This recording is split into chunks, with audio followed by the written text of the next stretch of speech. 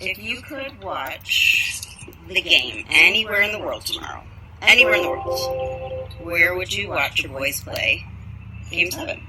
Boston. What if I told you the Blues called and they want you at the game?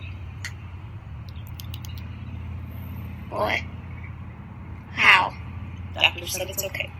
No, he didn't. Mommy, no, he didn't. Oh my! I'm going to Boston.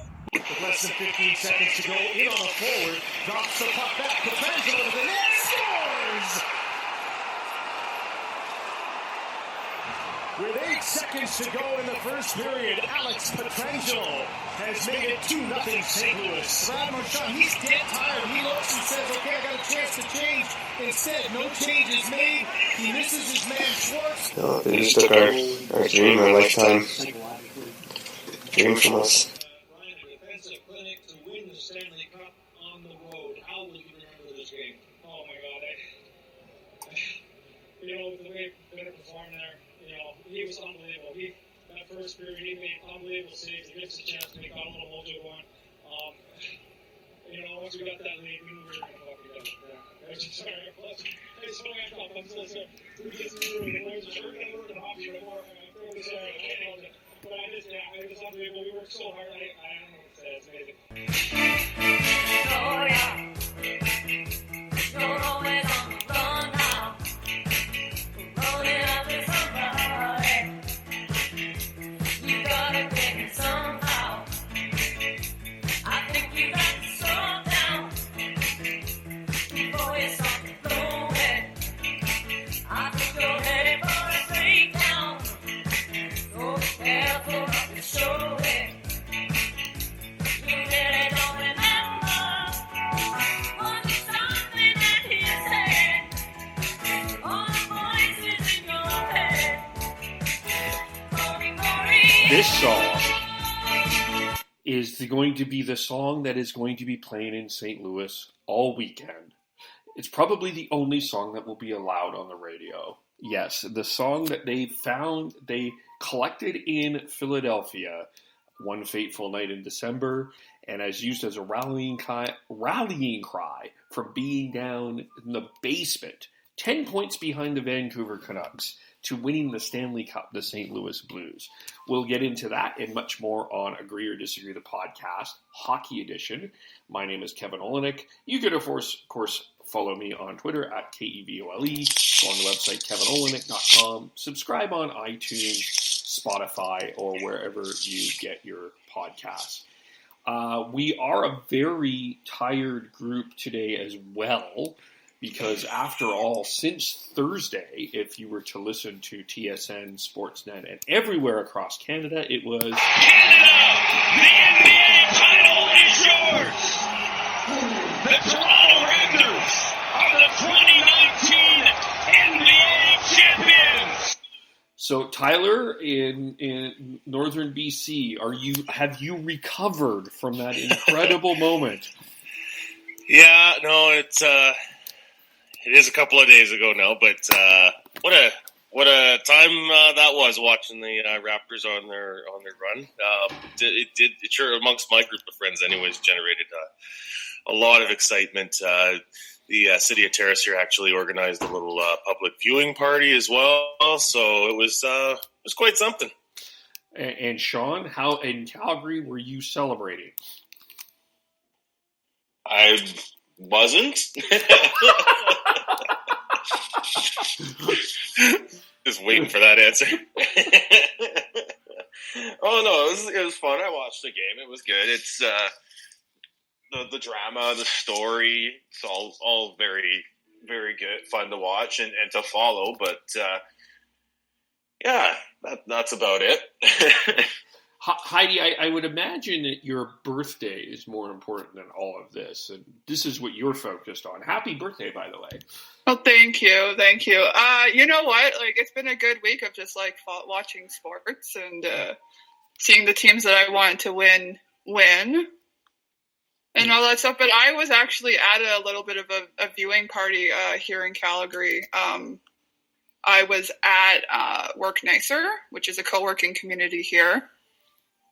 And they had an open house during the day, and then they just invited people to stay and watch the Raptors game there. They streamed it off somebody's CTV thing, and yeah, it was great to like watch it with about like 30 people, and everybody's had a few beers and we're having a good time. So yes, good. I was one of the 7 people in Canada cheering for the Golden State Warriors. Here by myself, there was no celebratory. Although my housemate was watching with me, and he just went, "Yay!" and I think just went to bed. So, there wasn't a viewing party here in Vancouver. They city council presented an idea one, and they turned it down. And they're like here specifically in Richmond, there wasn't any viewing parties or anything like that, and I didn't hear any hooting and hollering. It was quite fascinating to me how Vancouver pretty much react. Like, I'm not saying Vancouver wasn't into it, but because there were people out and cheering, and I'm sure, but it wasn't as immersed as it was everywhere else. In my mind, so, but. And I'm sort of I have to admit, and so I'm going to just start with a little bit of controversy. We'll get into this in a little bit too, because we'll compare this to the Stanley Cup. I understand that this is a great moment. I understand that this is a legend. This is something that a lot of people will remember. But to put this where some people are putting in the category of the 2010 gold medal game right here in Vancouver, I am not there. I think that this was one of the great moments for Toronto that ended up being a Canadian moment. I think that this is if in terms of the city of Toronto, this is a great moment for the city of Toronto. In terms of this being one of the greatest moments in Canadian history, maybe I'm missing something, but I'm not there. It's tough because, as you said, it's a Toronto moment that became a Canadian moment because of where the national media is based, Toronto. I think you could make an argument that if the Raptors weren't Canada's only basketball team, and say the team was in Vancouver instead, that this wouldn't be getting nearly the same amount of press and pomp and circumstance that it got for the Raptors. But that's nothing to take away from what that team did. Absolutely not. And not to take away anything from the fans of the Raptors and all that.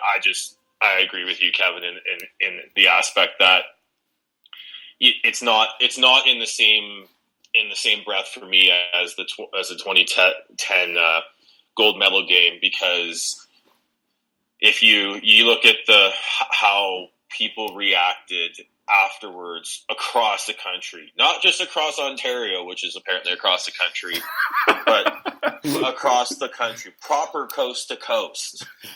There was parties and streets shut down in Vancouver, in Calgary, in Edmonton, in Winnipeg, and out the East Coast, in Quebec, while, in all honesty, the biggest parties that happened and the street shut down was only in Toronto last night, when the Raptors won. So to say that the Toronto Raptors are Canada's team, I think goes into an argument where you're fighting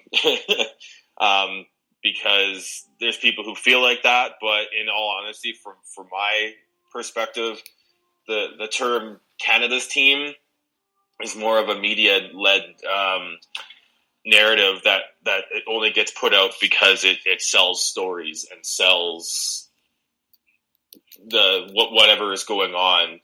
They're trying to sell people across the country to watch the game, and it's not necessarily true. It kind of feels like they're trying to sell the players on that concept as well. A lot of the times, I agree with all of that. I mean, this whole Canada's team thing, it's by default. I mean, both basketball and Major League Baseball, there was a time where there was more than just one Canadian team. Nobody was talking about this Canada's team stuff back then. So it is a little bit by default. I mean, the difference with an Olympics or a national team or whatever, it's like everybody is cheering definitively for the same team. Whereas even something like this, like not everybody was supporting the Raptors. Mostly, yeah, but there's still Warriors fans out there. And I'm sure if the Blue Jays get to a World Series, there'll be people cheering for the other team in that case as well. So, yeah, not quite the same thing. But I on the other hand, I think there is still, clearly quite a big effect of, people getting on board with something different and something that other people across the country are also taking interest in to some extent. There is a bit of a unifying effect, but not nearly on the same scale as an Olympic team or anything like that.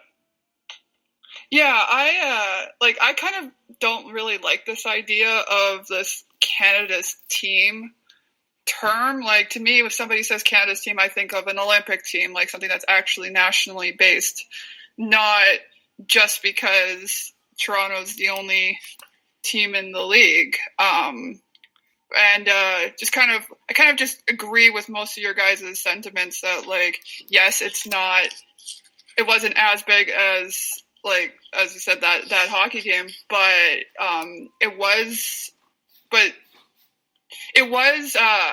it definitely had that, like, very exciting effect. Like, I know when I was leaving downtown Calgary after that game, like, there was honking and there was cheering on the streets, and I saw clips of it, same thing, people doing it in Edmonton.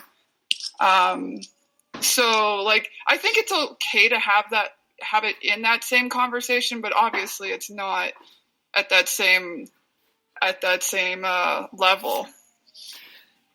Yeah. And another argument for me is that you're basically, it's with Canada's team and a national team, you have Canadian athletes from all over the country where you can pick one player that's from near and around you that you can kind of relate to. While with it being Toronto, you've got a bunch of American players and players from elsewhere that are playing for a team in Toronto. And like, especially for us here out west, it's over 3,000 kilometers from Calgary, over 4,000 from Vancouver.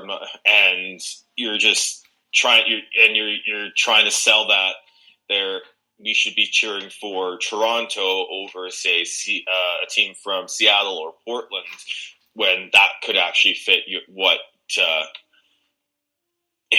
you know as a person better. I was having this argument with my family. Say Toronto gets an NFL team. Does that make that NFL team the Canada's team? Even though in BC and Vancouver specifically, there is a very large and passionate Seattle Seahawks fan base there. Yeah, I don't think the presence of an NFL team in Toronto would change that very much. I mean, look at baseball. There's a lot of people that are really firm that on the idea that Vancouver is more of a Mariners town than a Blue Jays town, even though there's a Blue Jays single A affiliate playing in Vancouver. But I mean, the media can force it on people as much as they want. It's only going to have limited effect if it's not truly a national team, with the Maple Leaf on the front. Yeah, that's the thing. And I'm sorry, I'm feeling this is a little bit forced. That's been my frustration. And I look back to all of the other Canadian teams that have in the Stanley Cup went on a run. And I understand a hockey team is a bit different than the basketball team because we only have one basketball team in Canada. But I don't remember this back beyond, like, we must cheer for like, there was a lot of people, and Tyler and Sean will attest to this. There was a lot of people, and we will all attest to this. There was a lot of people cheering against Vancouver on the 2011 run. There was a lot of people cheering against Edmonton in the 2006 run. Do you remember Winnipeg last year? Anyone saying that this is Canada's team and we're going to go on a run? I think more people were actually cheering for the Vegas Golden Knights than the Winnipeg Jets. I would say I think that's just jealousy driven. You know, like the Toronto media in 2011, I don't think that they wanted to see the Canucks be the team that ends the Canadian Stanley Cup drought. That's how I feel about it. What will be interesting is if the Maple Leafs go on a run and go to at least the conference finals, and they're the only Canadian team, are we going to get this forced down our throat again? Of course, well, of right? Yeah. course.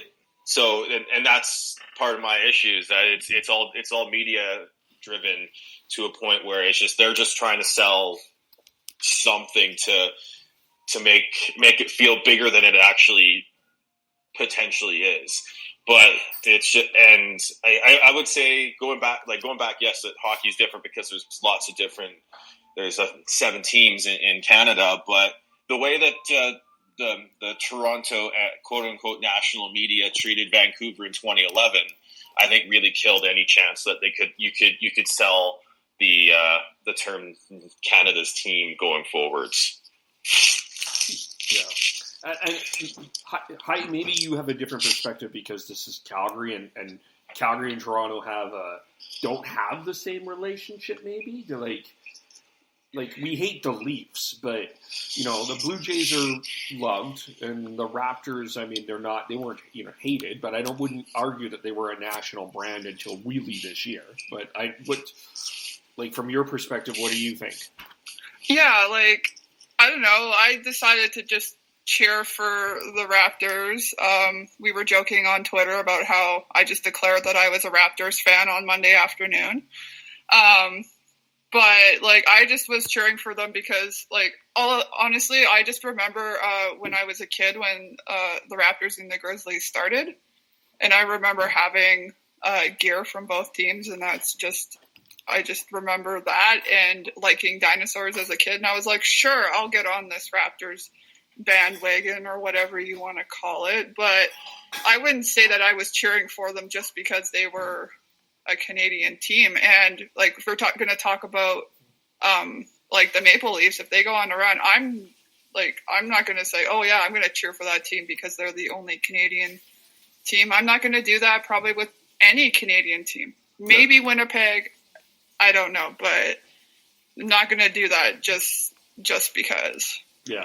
For me, if it's Canadian team versus American team in the Stanley Cup final, I'm always going to prefer that the Canadian team wins, but it's not like I'm going to, get much emotional value out of that. If it's not the Canucks, it's not the team that I, have had the attachment to my entire life, right? Right. Doesn't matter. Well, let's transition this because I think in terms of a compelling story, I think that for a lot of the Stanley Cup, for as much as people were like, Tampa Bay is out, Calgary's out, Toronto's out, Washington's out, Nashville's out, all these first place teams were out. This actually turned out to be a really compelling Stanley Cup final. And I would argue, in part because of who the St. Louis Blues became. They became this group of guys that it's hard not to not like. I mean, we played a little bit of the Ryan O'Reilly F-bomb, Alex Petrangelo's F-bomb as he's carrying the Stanley Cup. But also just how they immerse their family into it, how they, we heard the story of Layla, that they were able to get Layla, a young girl that Colton Parenko got connected with, who has cancer, got connected on a team.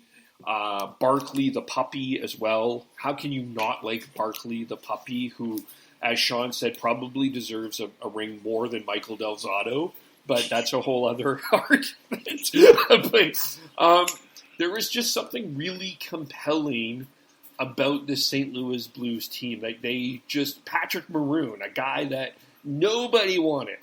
Nobody wanted Patrick Maroon, and he scores the game-winning goal in overtime against the Dallas Stars. There was just something really ended up being very compelling about the St. Louis Blues. Absolutely. The other part of it that I'm happy about for St. Louis is, it wasn't too long ago they lost their NFL team. Yep. I think they were totally screwed in that transaction, the average St. Louis sports fan. They've stuck with this hockey team for a long time, and the faith was finally rewarded. It's great after all these, after such a long period of time, for them to see it through. There's got to be some day one St. Louis Blues fans still floating around. Those are the people that I'm really happy for, and obviously certain players. You mentioned Patrick Maroon. I'm a Maroon fan for sure. Loved his clip after the game. He said, "Old time hockey's back. Screw the speed."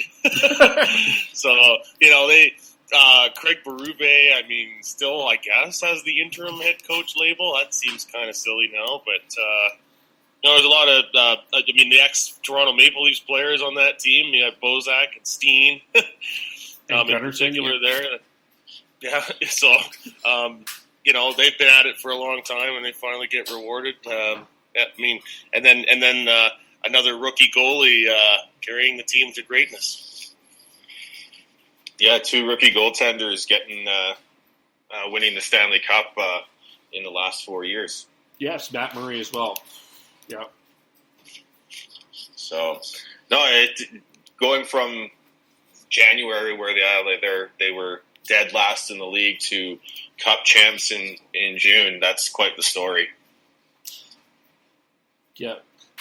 I also think really what's also impressive is how they created, they built this team because, they didn't necessarily coming in. I think now we can officially. I'm going to declare that Ryan O'Reilly is a number one center in this league. But I don't think going into the Stanley Cup final he was considered a number one, like an elite number one center. They had 3 solid centers, but I wouldn't say that Ryan O'Reilly was considered a number one center. They have something that I think a lot of teams are actually struggling with. They have 2 strong right-hand shot defensemen in Pietrangelo and Colton Parayko. They had some really good depth, and they just stuck together as a team. And I think that they played a little heavy, but they had the skill too. So I don't know what from a Vancouver Canuck and even Heidi, a Calgary Flame perspective, what can we learn from this? Well, Jim Bennings mentioned the St. Louis Blues blue line a few times in his recent media availabilities, mentioning the size in particular. But that's just not that's not all of it. It's being big and being smart at moving the puck. The St. Louis Blues blue line is just is very deep. They can skate and they can move the puck very well, and they're big. It's quite tough to play with and keep up with a team that has that on the blue line. So you don't necessarily need them all to be big, but in today's game, you need them to be able to move the puck smartly and get the puck up to your skilled forwards. I think if the playoffs almost in general have taught, but in this series too, that there's more to winning hockey and winning the playoffs than just having skills on your team. There has to be that heart factor, that drive, and as hokey as that might sound, the St. Louis Blues had a lot of heart in that team, a lot of determination, just a lot of stuff going for them. It was kind of the same thing with Vegas last year, right? You can't discredit that. And I'm even one to say that maybe the reason why the Flames were out that first year is that maybe they just didn't have it in them mentally to persevere. Yeah, they had the depth, they had the skill, and they had people step up at the right times. If you look at in the regular season, you look at their stats, they didn't have a point per game player. They only had 3 players reach the 20 goal plateau. It's not like they were a really good team with have really good players. And as Kevin, you said, they had 3 very strong centers. I wouldn't, and Ryan O'Reilly, yes, he is a first line center, but he's not. I wouldn't say he's a top tier first line center. He just got hot at the right time, as well as but when you can supplement him with a Braden Shin on the second line and a Tyler Bozak on the third line, that just you can roll those three out.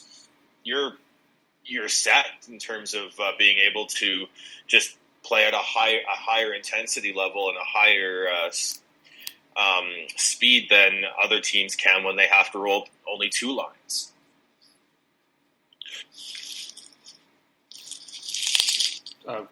Oh wait, sorry, I was on mute there. Tyler, what were you about to say something?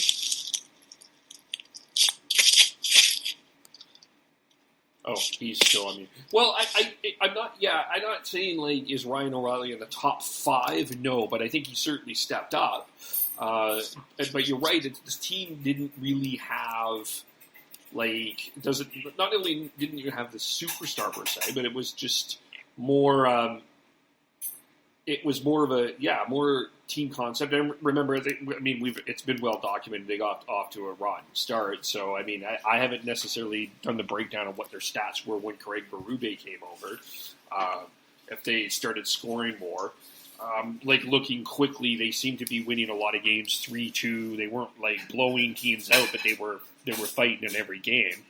But I just think that they built a pretty consistent team. And the goaltending issue is an interesting dilemma now. And, we've got the same situation with Matt Murray. Matt Murray came from nowhere and won a Stanley Cup with Pittsburgh. Jordan Binnington came from nowhere and won a Stanley Cup. And is in a situation where he is a restricted free agent, so the Blues need to make some decisions on him. What do you do there? I guess what do we learn from Jordan Binnington? That you can't write off a goaltender too early. We already kind of knew that goaltenders are a little bit of voodoo and bullshit in terms of trying to decide figure out what they're gonna be when they get to the NHL. The Flames have David Rittich, who's really come out of nowhere as well, and to push for the starting job. And it's just, you just got to be patient and don't write them off. And the Canucks are paying dividends with Markstrom with that as well, because I think there's a lot of people who would have written him off as a starter 3-4 years ago.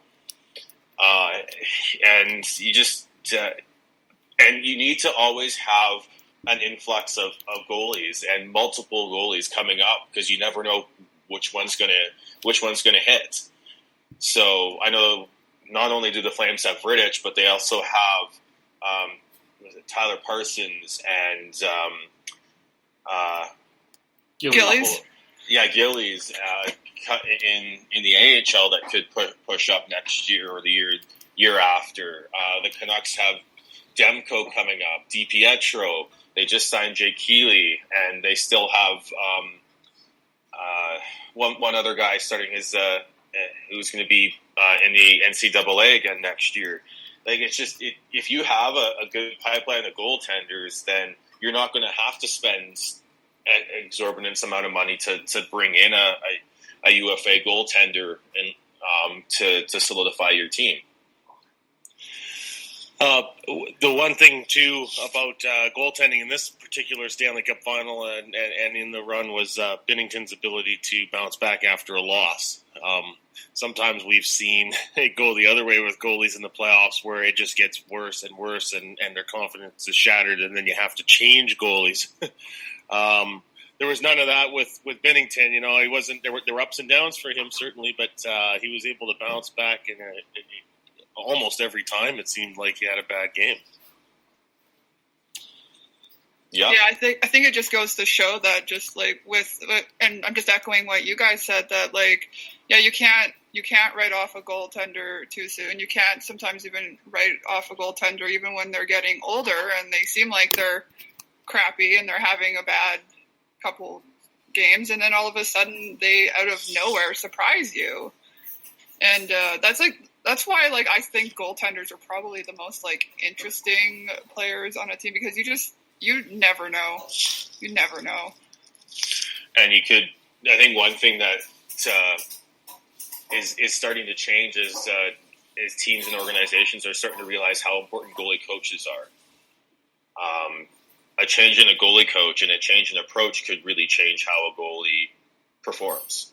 And I think that Jordan Binnington, I believe he started changing how he approached the game a couple years ago, and and we're seeing the benefits and the dividends of that right after this season. So you just have to find the right, as well as you have to tailor your system, your defensive system, to your goaltender's strengths as well.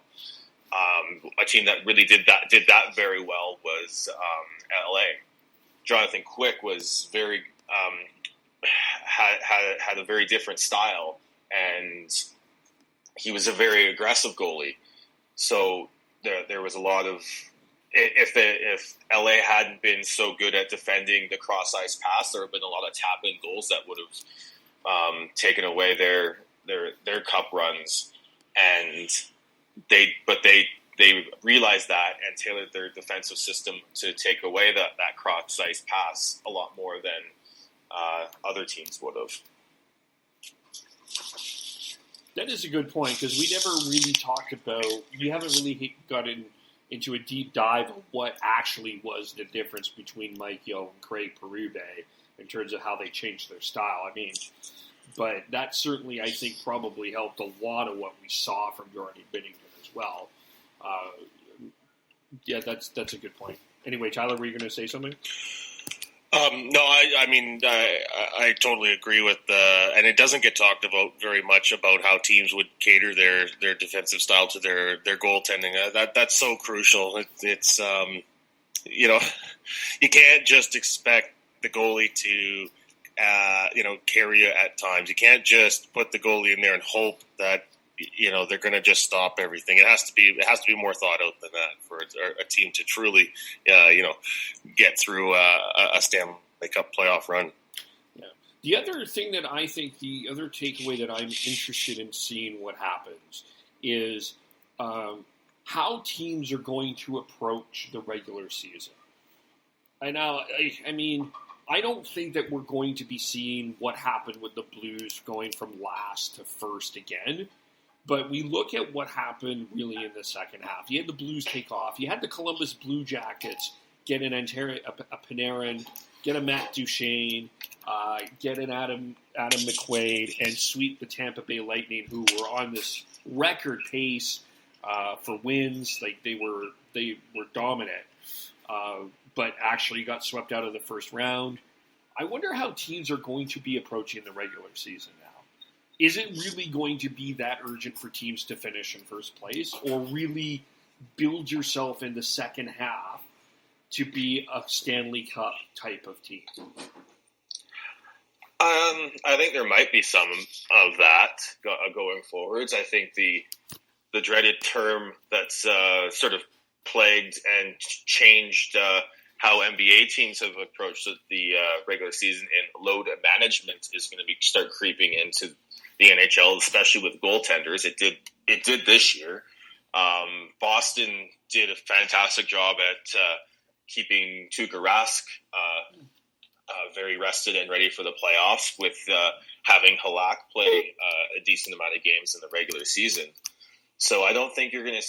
One thing I do think is that to see a lot of teams go with more of a 1A 1B situation in net, unless they've got like a Carey Price or someone like that who can take the load. But even then, you're going to want to make sure that he's not your goalie's not overworked and at the risk of burning out come playoff time.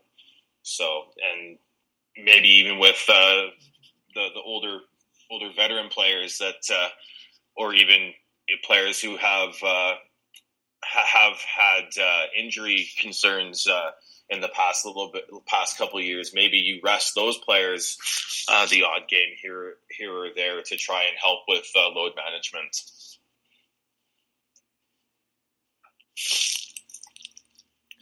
I was waiting if anyone else was talking. The one thing that I think is being forgotten about this Kawhi load management talk, which I understand everybody is being brought up here in Vancouver. Do you do that with Pettersson? Do you do it with Besser? The Raptors were 17-5 without Kawhi Leonard, so it allowed them to actually play the way, give that load management opportunity the way that they, because of the way that they were able to play without that. I think that that's where teams are going to struggle is, okay, can we rest a Pettersson or a Besser and still win the hockey game? That is where that question has to come in. And then some teams, I think that that's going to be easier for them to do, easier for the Bruins to do because Halak played really well and is a really capable backup goaltender.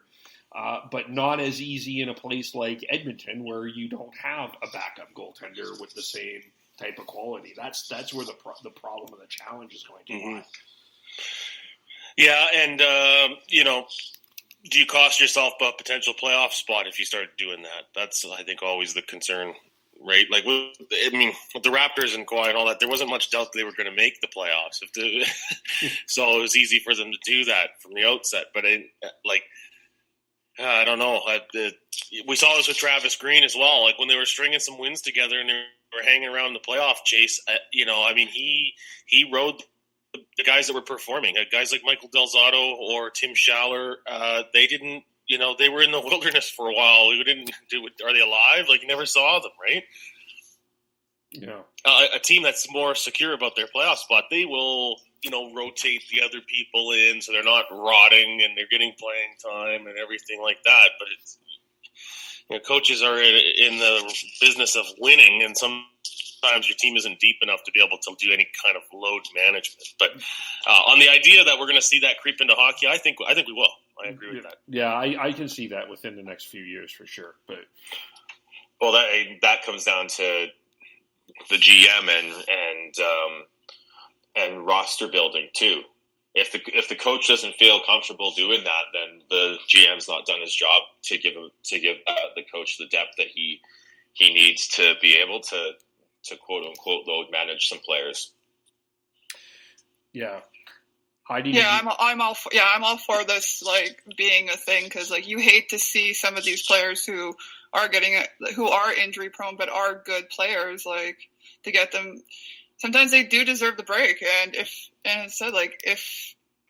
you have those opportunities to rest your players and therefore maybe bring up some of your guys from the press box or whatever, I don't see why not. But you definitely have to be smart about it. So yeah, it'll be interesting to see how the NHL tries to kind of implement that. And we'll talk about this in a little bit with Vancouver, but I want to get into Boston for a second. But Calgary has a perfect example of load management in a guy like Giordano, who I think would be one of the guys that would fight load management. But if you look at the playoffs last year, if he played a little bit less than he did, I think he probably would have been more effective in the first round. Yeah, but Gio, I don't know if you've ever heard the story about how they had to hide Gio's skates. Yes, I've heard. Yeah. Yeah, because they want him to rest, they don't want him to practice, they have to hide his skates because he just won't do that. So yeah, someone like him, because he's getting up there in age, but he's in such good shape. I think he won all the physical competitions or whatever they call it this year. So yeah, it's tough to say with Gio, but yeah, he should slow down at least a little bit, in my opinion. Yeah. It's about it's the same fighting that you have with it would happen in the NBA as well, because you're going to have some players and some that are going to fight it because they are freaks of nature and just have that drive and willingness and want to not take a time off and not do that and not take part in the load management. But if you're going to be successful, you need to be able to communicate the benefits of what you're trying to do to the players.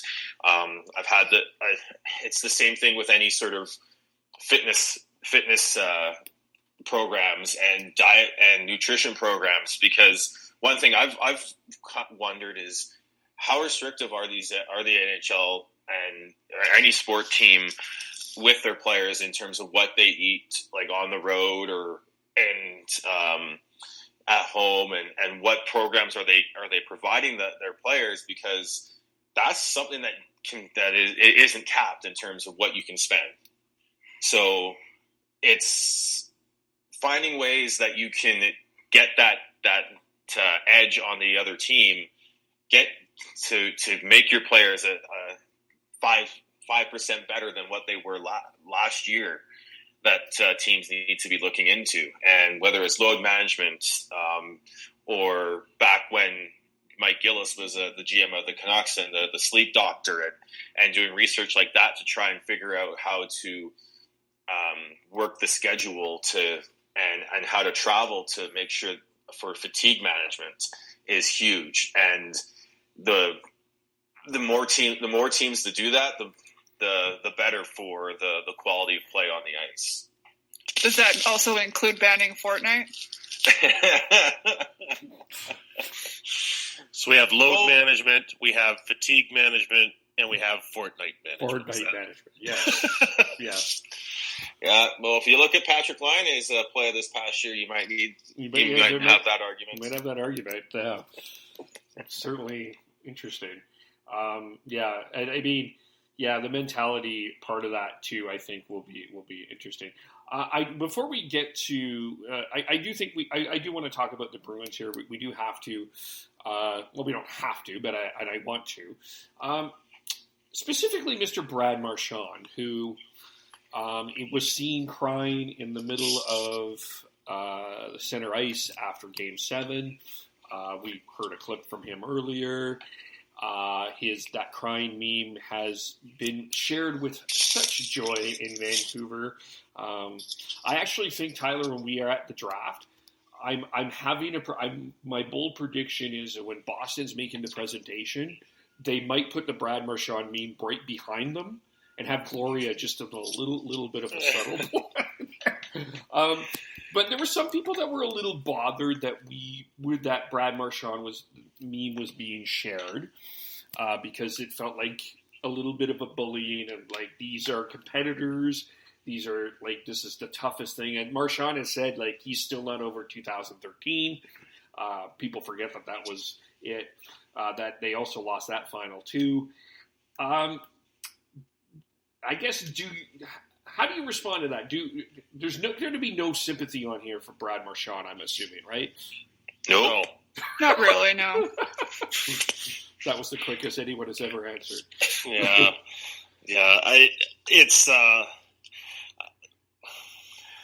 He just really brought it on himself. Like, he really has. Like, his conduct, the way that he operates, he's brought that on himself. He's paid the big bucks. Sorry, Brad, but people are going to revel in a failure that you suffer.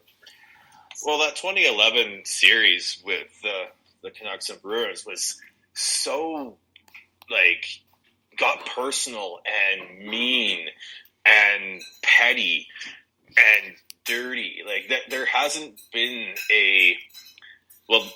up until this year, there hasn't been a full 7-game Stanley Cup final. Mm-hmm. There hasn't been one that's reached that level of emotion either, in terms of the teams hating each other by the end of it. And the way that Marchand acted in his first game back in Vancouver afterwards, like, I think it tells a story. And like he says, he's not over 2013. Canucks fans aren't over 2011. Canucks fans aren't even over 1994, for that matter. But it's the way he plays. He's a rat. Like, Have we all forgotten that he got his wrist slapped for licking people? Exactly, right? So it's, if you're getting upset that people are are memeing the sad Brad Marchand, then you need to you need to move on and just avoid it, because it's going to happen. Sports are emotional. Sports fans hold grudges and have long memories. So, yeah, deal with it and just laugh.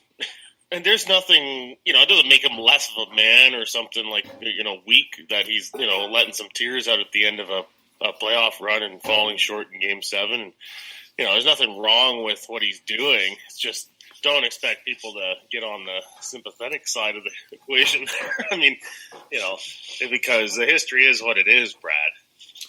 Well, let's not forget, even in this series, and there was a scene there, I just saw this on Twitter a couple of days ago, or yesterday actually. He's seen mocking Patrick Maroon with the crying symbol there too. So even in this series, he was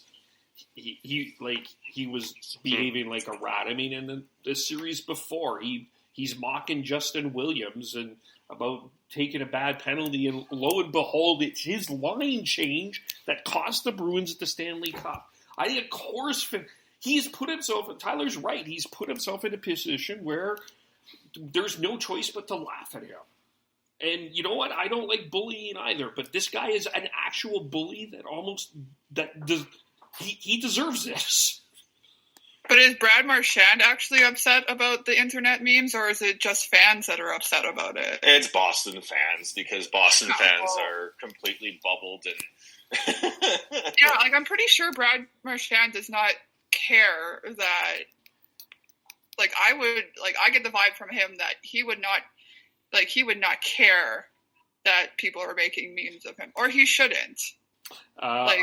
I don't know. This was a guy that was a little bit petty to news reporters because of the way that another news reporter asked a question in a previous series. So I don't know. I'm going to put it past him that he's not going to be happy about internet memes. Well, then that's sad. He's an emotional player. He knows he's a rat, and he embraces it to a certain point, but. I think, he's an emotional player, though. So, yeah, but that reaction, though, I mean, just the immediate seconds after, I mean, it was really sinking in for them to be on the other side of Game 7 shellacking. I mean, they got worked at home in Game 7, much like the Canucks did in 2011, and that's why this result is something that Canuck fans are really. Latching on to compared to 2013. It's like everybody forgot about 2013. But in this case, to be on home ice and play so poorly in a 7th game, I mean, the Bruins are now, the guys that were there in 2011 that were on the other side of it, they're really learning that lesson hard now. Are the Bruins going anywhere? Are they done? Are they going to be? Are they falling off a cliff, or are we expecting them to be contenders next year? I think they'll still contend next year for sure. They've got Charlie McAvoy still developing as a defenseman and trending upwards. Torrey Krug's still a very good defenseman. They've got really good depth up and down the lineup. So I don't foresee them falling off a cliff. They are playing in one of the toughest divisions in the NHL, though, so that's you never know. I mean, the big obvious question is what's Zdeno Chara's future? Well, when the day comes that he retires, that's a huge, huge void in presence on that team. Yeah, that will go out the door. So. That's what that's the only thing for me. I mean, otherwise, all the names that John just mentioned there. I mean, that's a pretty solid group that they got for a while there.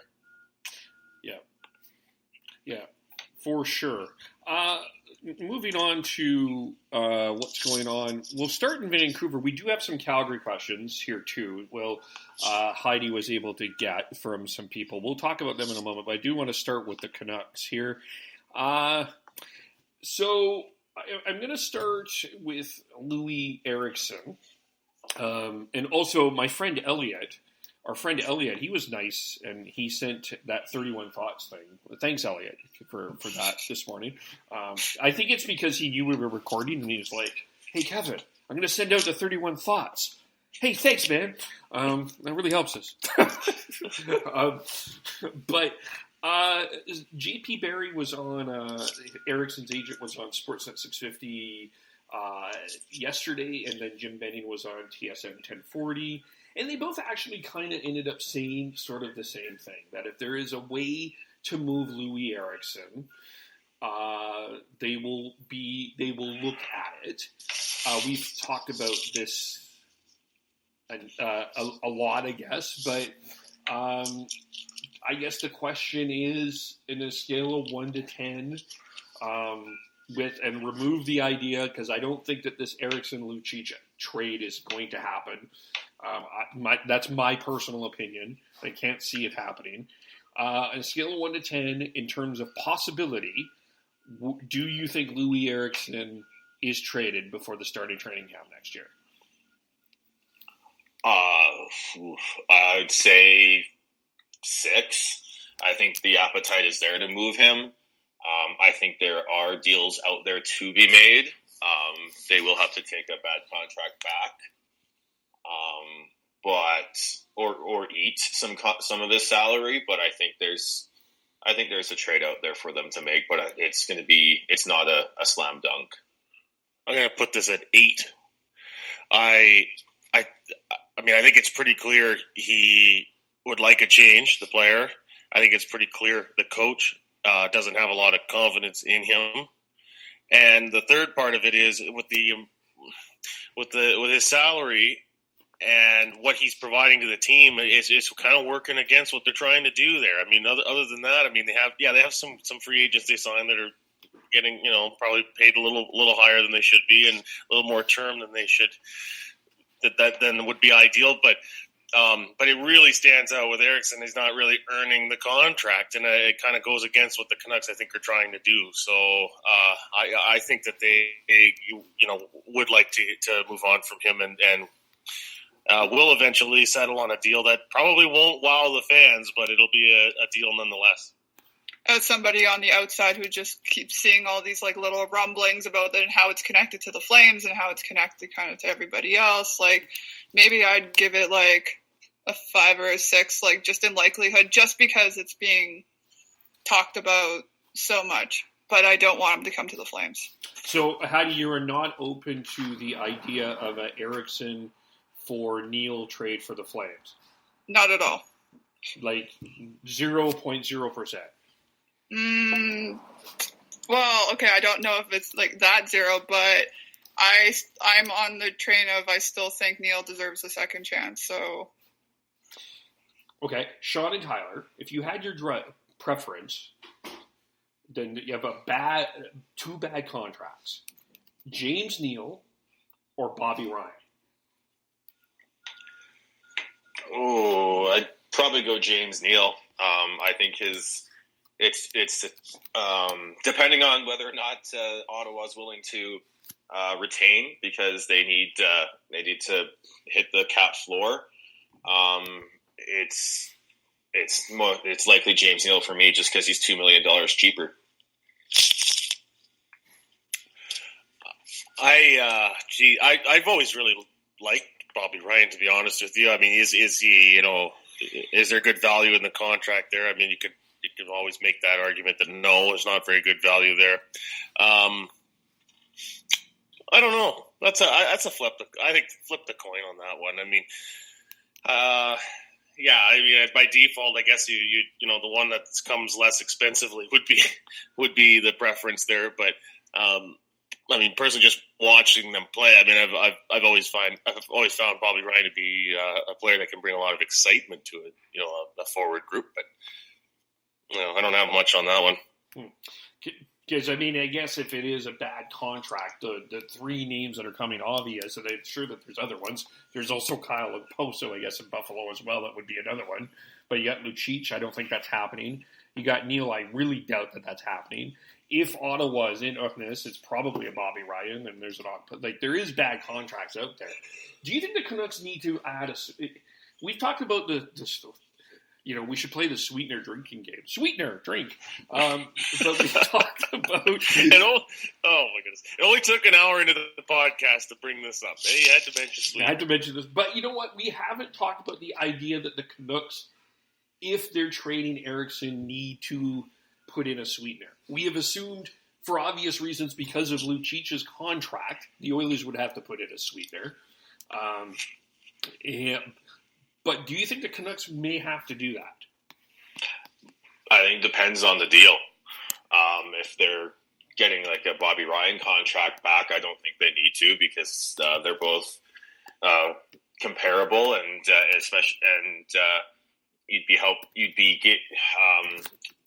you'd be helping Ottawa have cheap money contract for a high cap hit, because Ericsson's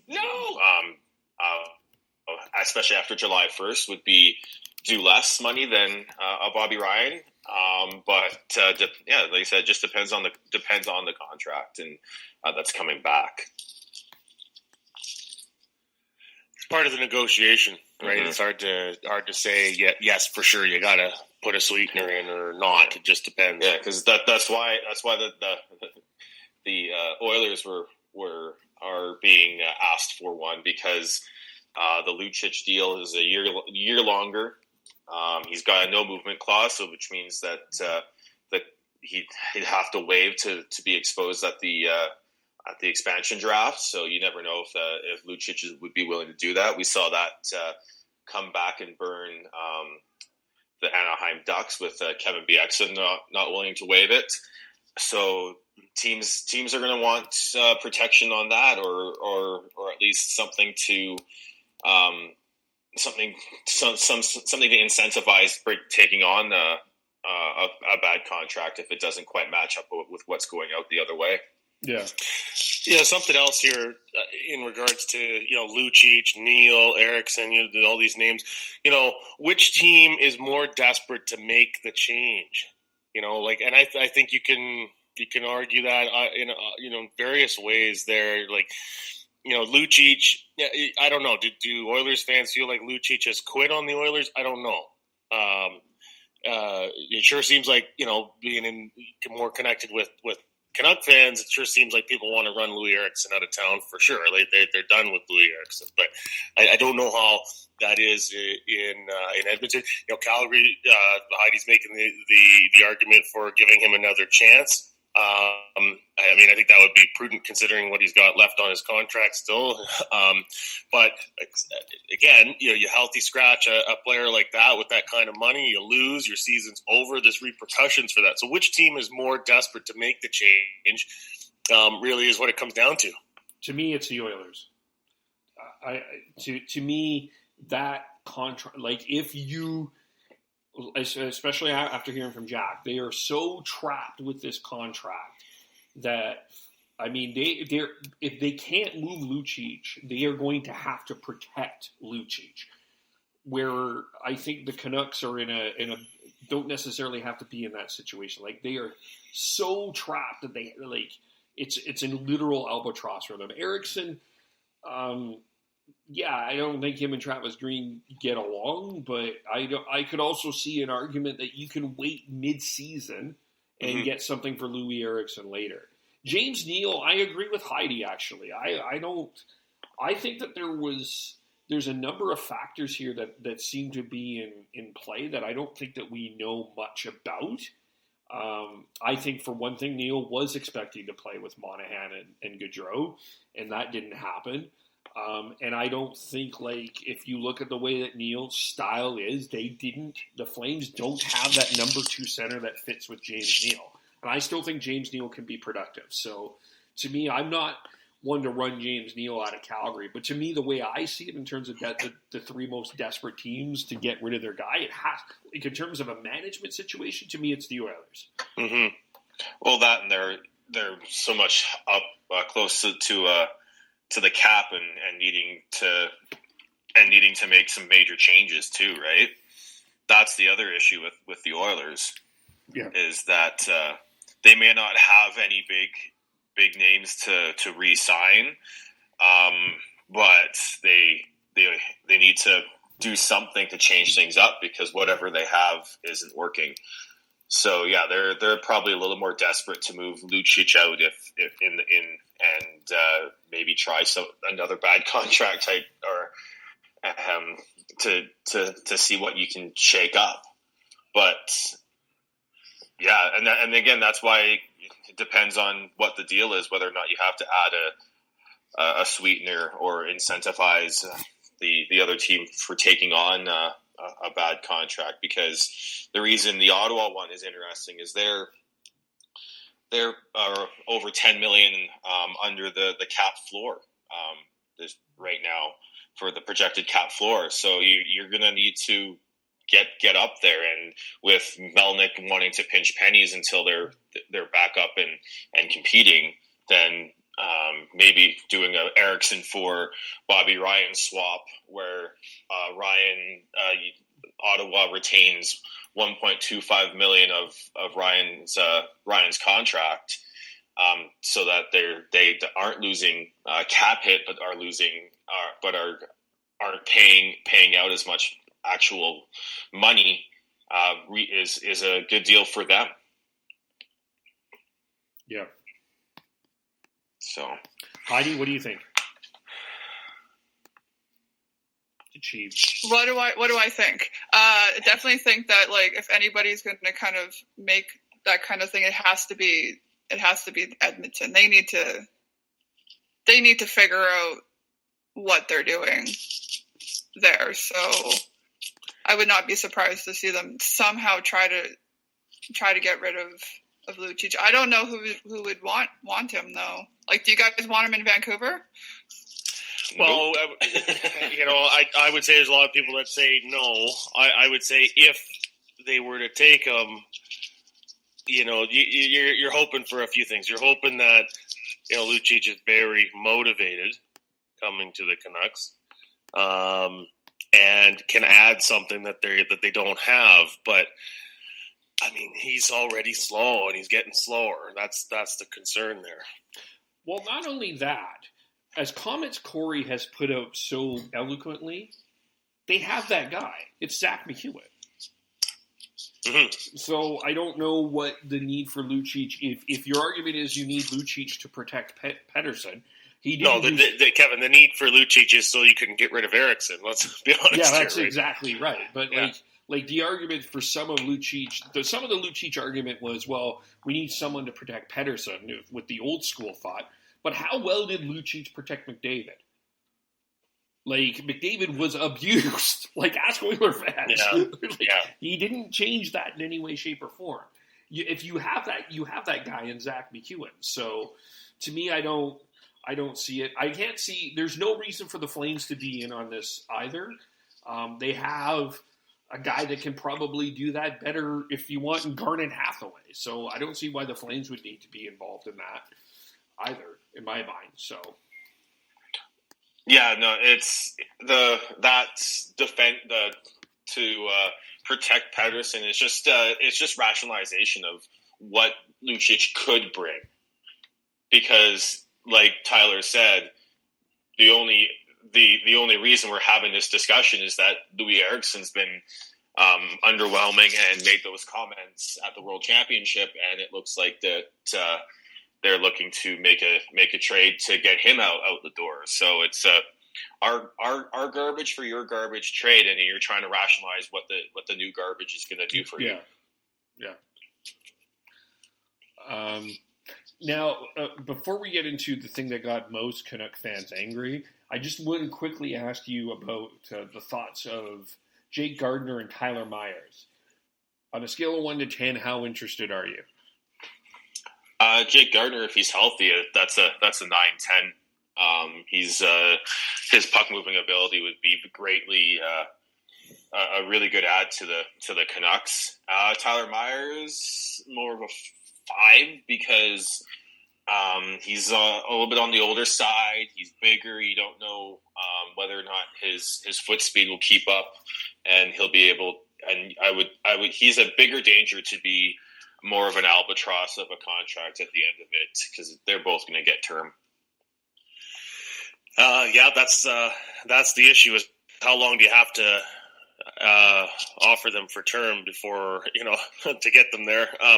I don't know. I'd say, there'd be really strong interest in that 8-9 range on both those guys, though. I mean, the Canucks have got to do something about their defense.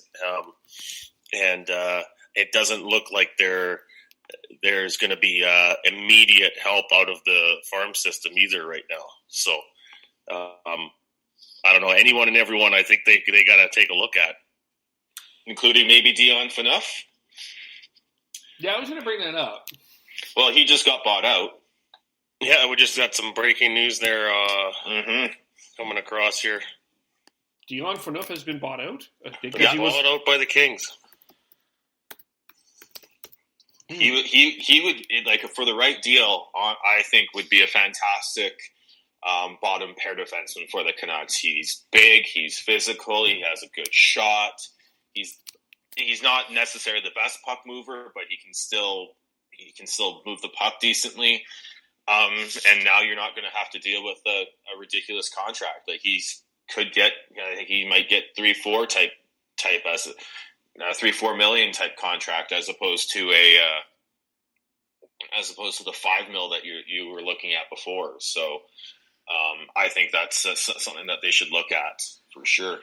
I would, and has experience playing in Canadian markets as well, which I would think is an asset. Captained a Canadian market as well. I've never not been a fan of Dion Phaneuf. I think he's been. I think maybe the expectations what Dion Phaneuf was supposed to be and what Dion Phaneuf turned out to be may feel a little bit disappointed. But for what he actually is, I think he's a really dependable defenseman. Heidi, would you be interested in bringing him back with the Flames? No. Wow. Well, explain. I don't actually usually believe in second chances for players to go back to teams. Yeah, no, I don't think that we really need him at all, to be honest. Well, I'll be honest. I think for the Flames, they need to move out defensemen, not bring them in. He's a left shot defenseman, so you've got Gio, Hanifin, and then you've got Valimaki and Shillington who you're going to need to find room for. So I don't think there's not room for Dion Phaneuf on the Flames, as opposed to the Canucks, where they on the left side they currently have Quinn Hughes and that's it signed for next year. Edler is someone that they're trying to get, and then they've got Hutton, who's an RFA. So the room is there for the Canucks, but not for the Flames. Yeah, no, that's right. I just thought I'd ask, but yeah, I've never not liked him, so I don't know. I think he would be a good fit. But even when I was reading 31 Thoughts this morning, I was like, what about Phaneuf here in Vancouver? So I think that would be an interesting idea, I think. Yeah, definitely. We've talked about this at nauseum about how the Canucks need to improve their defense. We've still got the Alex Edler situation lurking over. Whether that gets signed or not, that we'll figure that out, I guess, as this goes on. I think that this will go down for the first. And so I think they'll need to have a plan B. And Dion Phaneuf isn't a terrible plan B. I don't think they need to go out of their way to get him now, but we will see.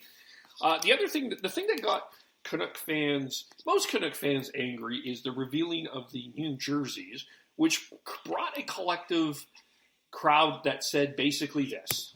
No, God! No, God, please, no! No! No! Yeah, that was pretty much that was the reaction to the Canuck New Jerseys. They are bringing back the 1994 black jerseys. They have brought they have the heritage jersey with, instead of a white, they have a green on them with the blue. They have brought back the Orca, which is this was one of the biggest. Oh God! that was pretty much where everyone was like, Please, no. yeah, that was pretty much why people were all over that. But they have kept it, for the most part, the blue and green. They have taken out the Vancouver from them. What do you think of these jerseys? I quite like them. I like the fact that they've updated the standard home and away. Removing the Vancouver, I think, is a good move. I think it looks good. The bringing back the skate was a fan choice. They had a vote for that, and that it just looks great. And then I actually like the new Heritage jerseys. I think that they look sharp, and I think they'll look good on the ice, better than a lot of people initially thought. I think it's a different look. The two big green stripes on the sleeves and at the bottom, I think were just a little too different for a lot of people, and that's why there was quite the angry I don't like it reaction from a lot of fans. I mean, I think anytime a jersey changes happen anywhere, there's a lot of knee-jerk reacting to it in a negative fashion. I like the look. I never was a big fan of the big Vancouver across the top. And in regards to the Orca, it's kind of the Orca and the Vancouver across the top. I mean, from what I understand, the Canucks seems like they're trying to connect with more of the fan base outside of Vancouver. It is BC's team. And so for somebody like me up in the sticks here, to see the Vancouver go away, we're not going to be sorry to see that go,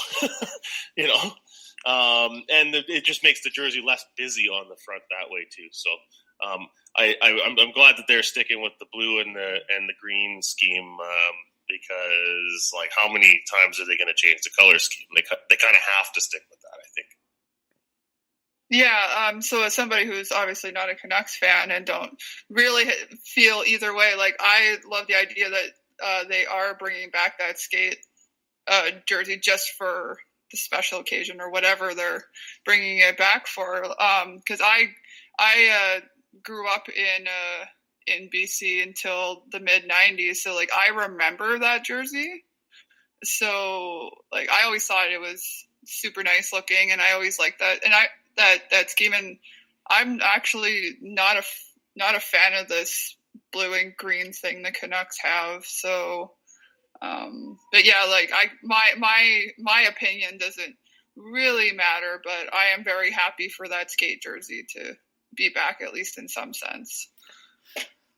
I like the blue. I think the green is going to take a little bit of an adjustment. I am glad they brought back the black for every once in a while. I think that black, I think that for especially the older fan, I think is going to really appeal. The Pavel Bure jersey.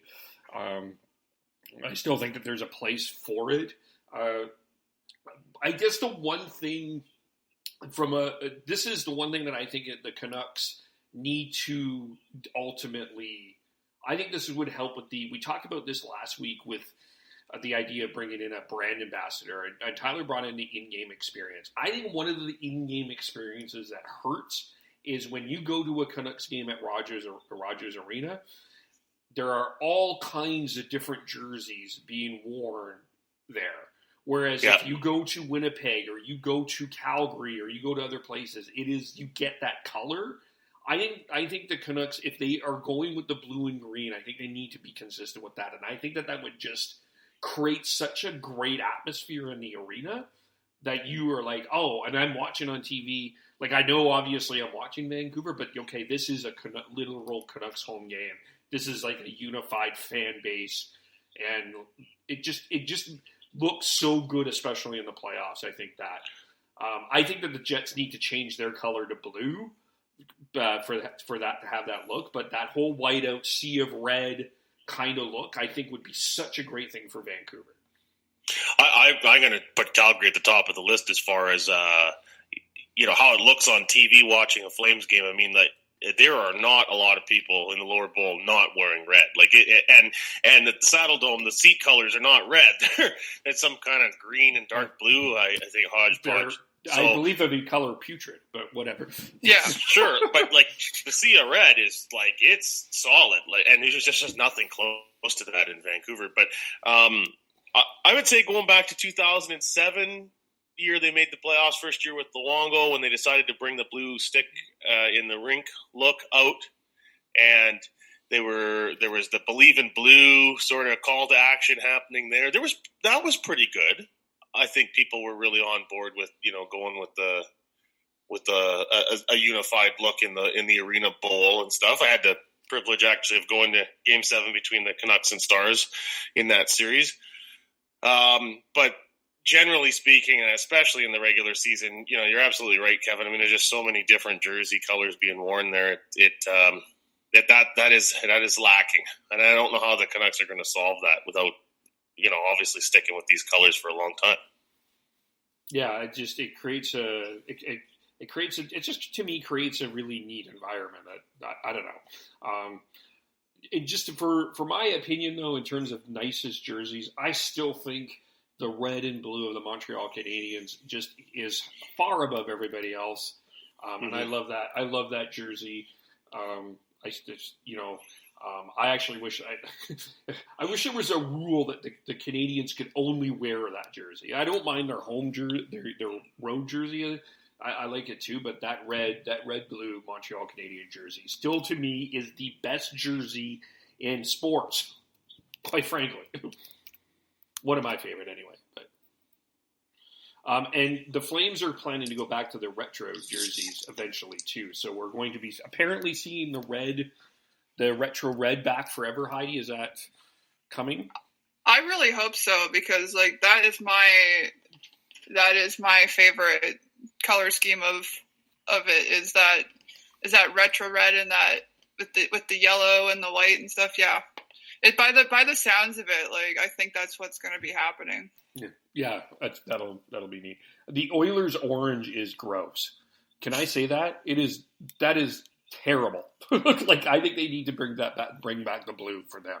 That orange is it's so hard to watch. But and the striping on it, depending on the lighting in the arena, changes color. It's just I'm not a big fan of the orange jerseys in Edmonton. Yeah. Anyway, that's our fashion advice for you. So there we go. Let's talk about Heidi's on. We have to talk about some Flame stuff here. And we talked a couple of weeks ago about the idea of Sam Bennett being offer sheeted by the Vancouver Canucks. And I know that when Heidi popped out a question, someone asked about Sam Bennett and where we are with that. So Heidi, are you expecting Sam Bennett to be back with the Flames? I actually think so. I think that they will. I can't see him being traded or anything like that. So my general rumblings of everybody from talking to people and all that stuff is I think he'll be back for a bit. Yeah, I think it's probably a little soon for them to be given. If they move on from him, they're essentially giving up on him. Is how it would come across, I think, and I think that it's a little soon for that. I think it depends on what's coming back. If they can package Bennett with say a TJ Brody or a Travis Hominick to get a better to help their top six. More substantially, I think that's a move that they shouldn't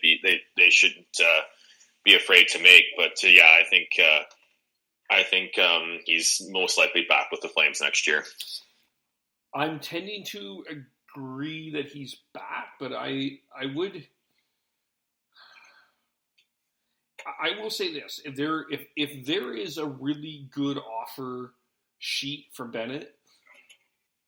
It's a little bit more than if someone wants to overpay for Bennett, I wouldn't be opposed to the Flames saying, "Okay, we'll take the draft picks, thank you."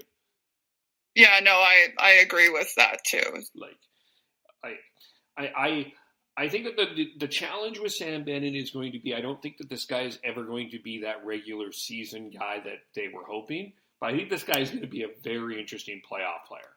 Like, I think that this guy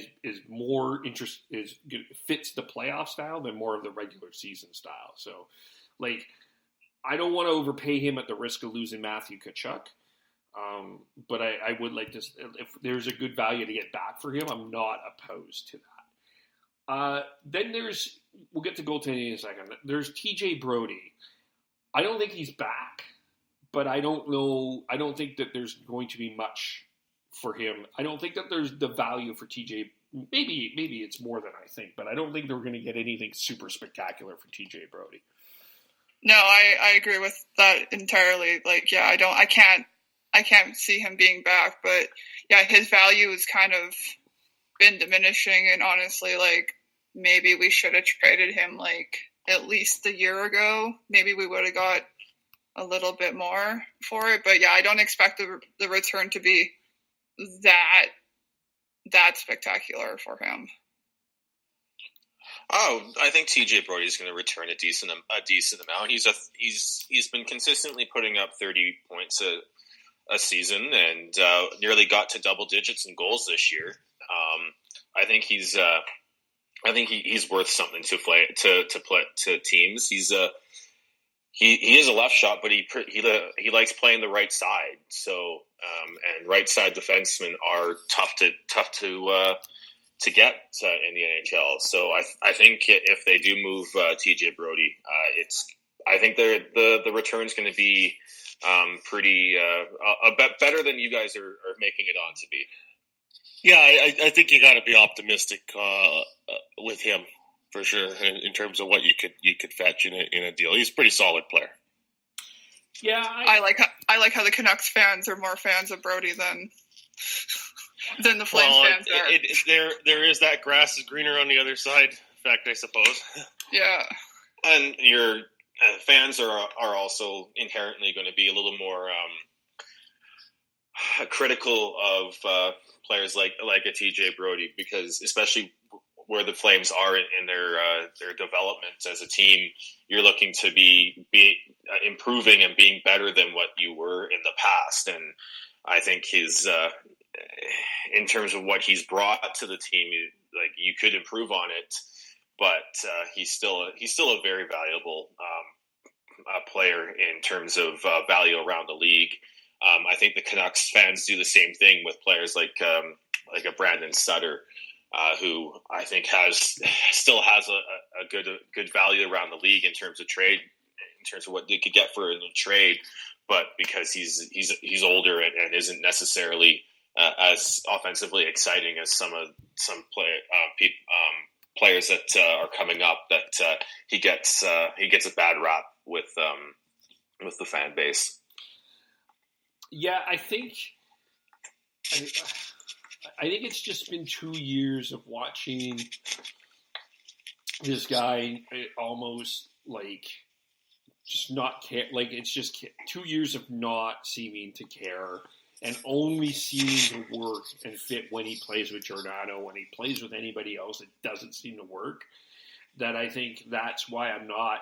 I don't know if what teams will see. So, yeah, I admit I bring a bit of a cynical perception on that. I do want to ask, because I was hard on him, and he is nominated for the Lady Byng of the NHL Awards on Wednesday. Where are we at with Sean Monahan? What do we expect next year from him? He came out and said at the end of the year he wasn't hurt, even though he looked like he was really hurt. It sounded like from the Flames coaching staff, they were expecting him not to play in the Worlds because he was hurt. So what do we expect from Sean Monahan next year? I'm hoping that he will be a bit better. I still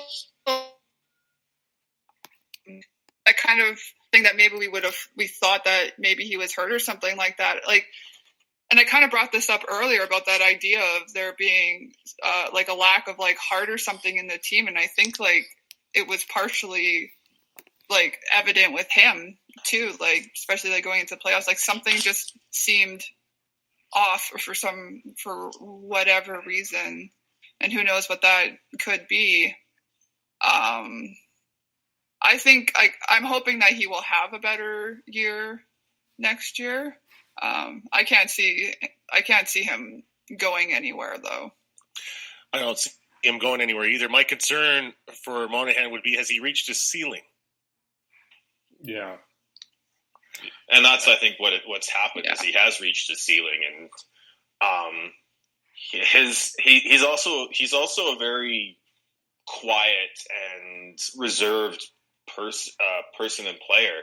He doesn't have, and pardon the pun, the fire that you kind of want out of a top line center if he's especially in the playoffs. He just seems to be a little too relaxed, I think. Yeah, I would agree with that. I think, it's not like I'm not comparing him to Marchand, but you look at the responses of like a Marchand and a Tuukka Rask, how they lost. I'm not saying that I'm not saying that Monahan doesn't get upset, but it just doesn't. It's like, I'm not saying he has to blow up and throw TVs like the Golden State Warrior fans did, but there's something missing. It feels like,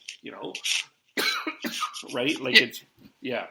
Yeah, no, I definitely agree with that. Just like, I don't know, maybe it kind of fits in with that whole boring Sean Monahan meme that's gone around forever. It's just that he is quiet and he just doesn't seem to have that fire and stuff. And I agree with you.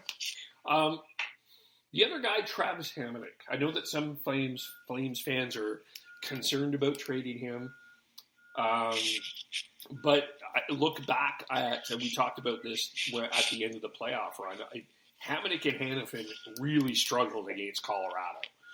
Like, I know that they were their most consistent pair, but they seem to struggle. And one part, this is a guy that's an absolute warrior, but the other part, I can see why people are like, I can see why Tree Living is thinking, what is out there for Travis Hamonic? Because I feel like, as good as this defense is, they did come out slow. They looked very slow against the Colorado Avalanche. Mm-hmm. Yeah, I would I really like Hamonic, so I would be very sad to see him go. And that definitely him and Hanifin didn't look that great in the playoffs for, I don't know. The whole thing, even upon reflection, just the fact that we lost in 4 and all that stuff, just something just seemed so off, and that was definitely a pairing that I was very surprised to see struggle. So, I mean, if we could get a decent return for Hamonic, I don't see the problem in kind of dangling him in front of a couple of teams, but I know I would be sad to see him go. Yeah, he is a good dressing room guy for sure. Now the other one that there are rumors that the Oilers are interested in him, and the Flames fans were mocking the Oilers about this, and it was some Flame fans, not all Flame fans, but they almost forgot that if it wasn't for him, there would have been a sweep. I actually think that the Flames need to seriously consider bringing Mike Smith back. One of the questions that was asked is David Rittich going to take that next step? My answer is I don't know. As we talked about with Jordan Binnington earlier, goalies are a funny thing. But I just, if you lose Mike Smith and you compare what is out there to Mike Smith, it is a downgrade for sure. And if I was convinced that David Rittich was going to be that next step, I would be like, okay. But I actually think that you need to bring back Mike Smith. I would oversign him or anything, 2-year contract, I think. But I think if I'm the Flames, I think it would be better for them to bring back Mike Smith than to lose Mike Smith. No, I totally agree with you, Kevin. I don't Rich is not. He's not ready, but he's definitely getting there. And I'm not. And I don't think that Smith needs to be ran out of town yet. Signing him for at least another year, I think, would be super smart, and kind of doing the whole 1A, 1B thing again that we kind of did this year. I think that would be the best decision. Yeah, I mean, if Smith goes, like, what do you fill the spot on the depth chart with, right? Like, that's always the issue. Yeah, with Rittich, like, looking like he's going to take the next step, but you need to give him that opportunity, but you need to have a good backup plan there. And Mike Smith is a good goalie to have as a tandem with David Rittich, but there's also other goalies available that would be, I think, just as good. You've got Sergei Varlamov out of Colorado, who's probably going to be moving on. There's Peter Mrazek in Carolina. You never know if he's going to stick it out there. I just think even if Mike Smith does move on, and Edmonton would be a good landing spot for him, because he, with Koskinen and Smith, that would be a good tandem for the Oilers to work with. And he's played behind Dave Tippett before as well. So, but either way, for the Flames, they do need to make sure that they have a second goalie that they can rely on and has experience to play in a tandem with David Rittich. Yeah, I'm just not sure. I don't think Mrazek's better than Smith, though. That's the one thing. Like, I don't see that as an upgrade. Maybe Varlamov is. I'm open-minded to that, but it's not like there's a bunch like, oh yeah, we can do way better than Mike Smith out there. There's not a lot. Well, if you look at last year's stats, Mrazek had a .914 save percentage, Varlamov had a .909 save percentage, and Mike Smith had an .898 save percentage. So there are different ways to look at it, but just looking at save percentage, I think you can make the argument that they're at least as good, if not better, than Mike Smith. Yeah, well, yeah, it's up and down. I don't know. I mean, ideally, if you could get Bobrovsky for 1 year, $1 million, that would be great, but that's not going to happen. So, yeah, we'll certainly see. Heidi, is there any particular names out there that the Flames, are you intrigued or hearing from your friends that are, hey, we should go after? No, I'm not really hearing too much about that. Like, it's more this bumbling of the Brody and that kind of, those people. I honestly think just from what I can gather and from what I'm guessing, what I know goes on the side of some people's heads, that I don't think anyone would be that upset about Mike Smith coming back for at least another year. No.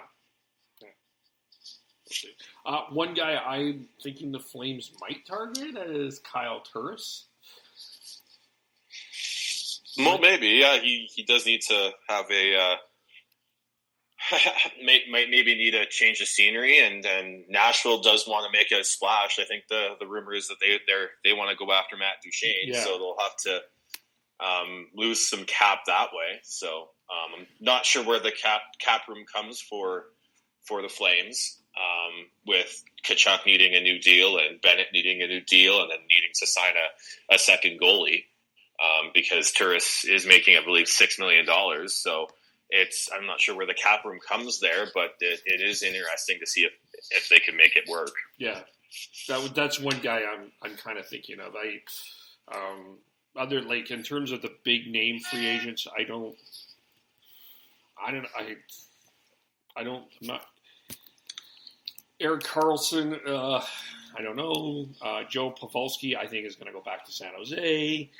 No need for Myers or Gardner. Panarin is not an option. Well, Kevin, like I said, there's just not much cap room for them right No, now. that's- So Yeah. going after one of those big name free agents is when, like I said, you got Tkachuk to sign. That's the big free agent signing that's gonna make or break the Flames off season. Yeah. But I do see them being a little more active in the trade market. I think you'll see Treliving look to make another sort of big deal like he did last year. To bring in a tourist, you'd for sure have to find a way to move James Neal. I mean, just comparing the two cap hits there, the two would have to go together, I would think. Yeah, I would. I know there was talk of that kind of option there. I was just like in my head, I'm like looking at the not necessarily trading one player for the other, but if you're going to bring in a tourist in a deal of some kind, then you've got to find another deal to move James Neal out. Is how I see it. Yeah. Right. Yeah. And especially with the reason that Kyle Turris would be moved out of Nashville is for cap room so that they can go after a Matt Duchene. If that's the rumor, then they're not going to want to take too much cap hit back either. So it's a tough, and that's where it's going to be. I think Treliving's going to be wheeling and dealing if he's going to try and make that work. Yeah. Well, he's made a trade every draft. He has made at least one fairly significant deal. So we will see what happens this year at the draft. So let's talk about what's coming up next week. So on Wednesday we are going to kind of do a mock draft preview of the first round. We're not going to go through all 7 rounds because that's excessive. Yeah. And, and Heidi doesn't want to read the 98-page thing that Sean sent out. So, No. So yeah, we'll at least do the first round, kind of do some preview here on that. I am going to the Jason Botchford tribute thing on Thursday at the Commodore. And all a bunch of people will be there. Mackenzie, Ferraro, all the TSN guys, James Myrtle, Chris. If you're listening, I will try to talk to James Myrtle about unblocking you, but I cannot promise that. But I will try. Why is Chris blocked? Why did James Myrtle block Chris anyway? What did he do? I can't remember. I think it was something about some food or drink related hot take that Myrtle had and Chris responded to, I think. We will figure this out. I'm not going to say anything about a Calgary social media person that's blocking people right now anyway, so I resisted, Heidi. I resisted. Yeah, so did I. Anyway, so we'll have that, and then Tyler and I are going to the draft this weekend. And then we'll be doing a podcast next Sunday. Yeah, so Sunday morning, and then straight to the airport to come home after. Yeah, so yeah, I'm looking forward to being back in Vancouver. Be getting in there midday on Friday, and a few hours to compose ourselves for the draft and get to say hi to Gary and yes, settle in, and hopefully there's some fun on the floor, some trades, and some surprises would really make that quite the night. But we'll see. It's something never done before to go to the NHL draft, so I'm looking forward to that. Yeah. Oh, and then the NHL awards are on Wednesday as well. So Heidi, are you watching the NHL awards? So I just looked at my calendar and realized I have a thing on Wednesday night so I'm going to be missing the NHL awards, which I'm now very sad about because I actually like watching that. Oh. I am gonna like PVR it though, so that I can go back and watch it anyways. But break it down. Yeah. So if anyone needs a recap of that, I will still be watching it and still be seeing who wins. Yeah, we can maybe Thursday recap it just for fun, because I can PVR it as well. So yeah, and hopefully, like, if Gio doesn't win the Norris, like there's going to be some anger going on. So yeah. And if Connor McDavid wins the Hart, I'm going to be angry. But I'll sorry, I will be. There's going to be Canuck fans angry if Pettersson doesn't win the Calder Trophy. Yes. Yeah, that one too. Yeah. But it's also just fun to see all the people, everybody there. So we will do that. So how do we follow everybody? I am Beardy Canuck 03 on Twitter. And I'm on Twitter at TNoble, TNOBLE. And I'm on Twitter and Instagram and all over the internet at Heidi Amazeballs. So HEID Amazeballs. All right. And I am KVOLE, and we'll have our own social media stuff for this hockey podcast as well. But thanks, guys. We will talk, and girls, and everyone, and we will talk to you all very soon. Bye for now.